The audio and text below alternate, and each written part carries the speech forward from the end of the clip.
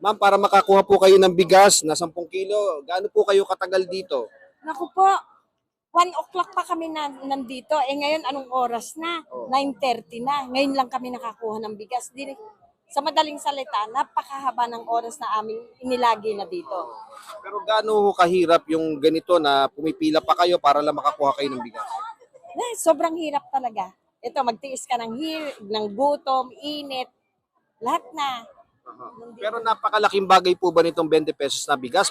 Gaano ho kamahal sa labas? Katulad ka, ang dati kong binibili sa labas, tig 60. Ngayon dito, malaking tulong, malaking bagay yung natitipid namin. Kaya pinagtsatsagaan po namin. So ngayon po, nalaman po ninyo na may online appointment na ano ho ang plano nyo? Mag-online na lang po kami para maka-avail po kami ng murang bigas. Pero hindi talaga nyo alam nung una. Hindi po. Ngayon lang po namin talaga nalaman na ganyan. Biyernes Santo kasi wala kaming kaalam-alam na ganyan. Hindi kong alam namin, nagdalaman lang kami, nanghiram kami ng cellphone doon sa mga anak namin. Wala kami talagang alam. Sige po mag-iingat po kayo. Kayo ho, yung bigas ho ninyo, ilang araw po gagamitin yan? Tatlo po ang pamilya ko nasa bahay. So ilang araw po yan?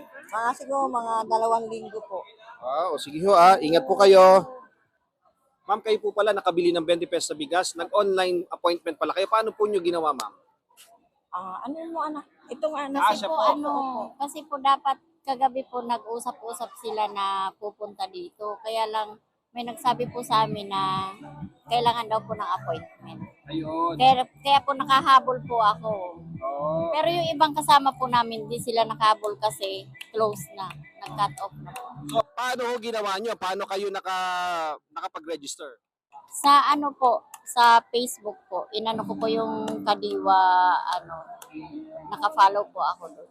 Bale doon. Sinundan nyo lang. Opo, sinundan ko lang.